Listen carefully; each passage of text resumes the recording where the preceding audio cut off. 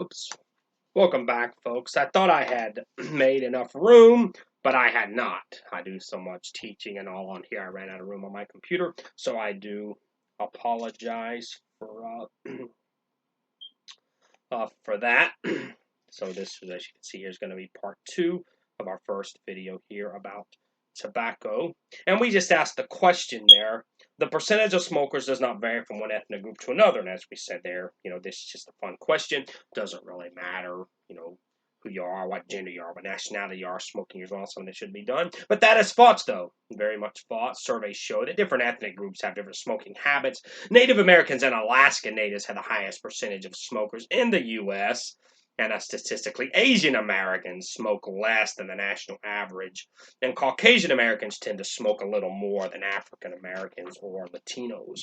And now, number 10, smoking doubles the risk for a heart attack. And kind of just said that. That's definitely true. Heart attack is just one of the many health hazards with tobacco on the cardiovascular system. Smoking has many bad effects on the heart and blood vessels, including stroke and hardening the arteries. And number 11, 2/3 of students in high school have tried smoking. So 2/3 have tried smoking in high school. Is that true or false? And that is true. This would have been a stat from about 2003, which I know was a while ago, but it says, though, that 62% of high school students have tried smoking. Of course, fewer high school students are actual smokers. Most of those who do try it don't stick with it and remain confirmed smokers. See, number 12, this is another good one here. It's easier for an alcoholic to stop drinking than it is for a smoker to stop smoking. Is that true or false? True. Remember, like we mentioned that. That's one reason why I'm just as much against tobacco as alcohol. Recent research shows that sensitivity to alcohol and nicotine may be genetic. It might run in people's families. However, those stats do show, though, that it's actually easier to quit alcohol than it is to quit smoking because many people who are alcoholics are also, smokers addicted to nicotine or some type of smokeless tobacco. And those stats have shown that many alcoholics manage to stop drinking, but they continue to use tobacco. Number 13, cigarettes are just tobacco and paper. And that one's very false. Companies add about 600 chemicals to cigarettes to flavor them and to make them burn evenly. And scientists have identified more than 4,000 chemicals in cigarette smoke, and about 43 of those chemicals are known to cause cancer. Number 14, kids under age 12 just play at smoking. And that's false. A full 8% of middle school students have completely smoked a cigarette before the age of 11. People who start smoking at a young age typically spend more years smoking and have greater difficulty in quitting. See, that's one reason why we want to educate the public so much about this, because you probably meet those people like I do, even got them, relatives, people that start smoking or using tobacco, when they're very young, like 10, 11, 12 years old. And this is said there, whenever you start that young, it's very difficult to quit. The longer you do it, the harder it is to quit. Now, number 15, most smokers enjoy smoking. Otherwise they wouldn't do it. And that's actually false, especially, for adults. Like government surveys find that nearly 70% of smokers were interested in quitting. Almost one half of them tried to quit each year, but the success rate's very low, under 10%. According to the American Heart Association, the key to success is not giving up. People who keep trying to quit have a 50-50 chance of success. Number 16, smokers are 10 times more likely to get lung cancer than non-smokers. Of course, that one is true, as we mentioned that as well. The American Lung Association warns that 1 in 3 smokers will die early.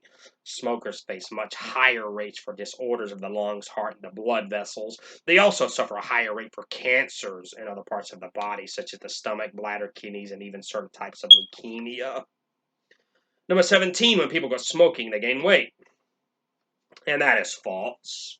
It might happen occasionally, because nicotine does depress the appetite, but it won't keep weight off. And active smokers can expect to gain about 5 pounds on average if they quit smoking. Like some studies do indicate that women tend to gain more weight than men after they stop smoking, but it's by no means a good excuse, to not try to quit smoking because of weight gain. Because after beating nicotine, a person should easily be able to get off a few extra pounds. Just walk 15 minutes a day. That's a good thing there. Especially a lot of young people. They have that. They have that concern. Well, if I quit smoking, I'll gain weight. All you got to do is walk 15 minutes. That should be enough to burn off the necessary calories. Number 18, using smokeless tobacco is safer than smoking. Like dipping or chewing. That's very false. Although smokeless tobacco users are at a lower risk for lung cancer, they have a greater risk of having mouth cancer. Approximately 30,000 people a year die from oral cancer. Three-quarters of those adults three-quarters of those deaths can be linked to the use of smokeless tobacco. People who develop oral cancer also undergo very disfiguring surgeries to remove tumors, like they lose parts of their face, their jaw, and their tongue. It's very unattractive. Number 19, the information about the effects of secondhand smoke is just a scare tactic, very false. Some 3,000 non-smoking Americans die of lung cancer every year because they have to breathe in somebody else's cigarette smoke, or maybe even cigar smoke or pipe smoke. Because in this day and time also, like in 2021, especially among young people, like pipe tobacco and cigar smoking has once again become very popular.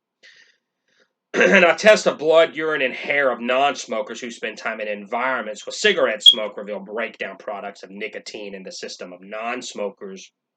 Hair tests on newborn babies show that the developing baby can be exposed to nicotine if the mother or other people around her smoke cigarettes during the pregnancy. Lastly, number 20, smoking is just a phase kids go through. And that is false, unfortunately. The American Legacy Foundation on an anti-smoking group conducted a long-term study on teenagers and smoking. Only 5% of the teens questioned thought that they would be smoking in 5 years. Yet when researchers checked in with them 8 years later, 75% of the study subjects were still smoking.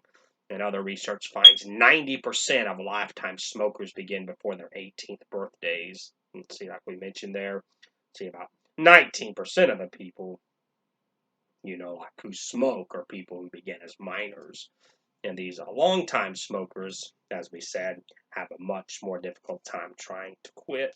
And so thank you so much there for being with us. Sorry we had that thing there where we ran out of space on the computer. I thought I deleted another video that I had already used to make all the space, but I came up just a little bit short here. But thanks for being with us, though, and bearing with us through that. Hope you got some good information I would put out here today. Just here to be a help and a blessing to people. Like our email address is there.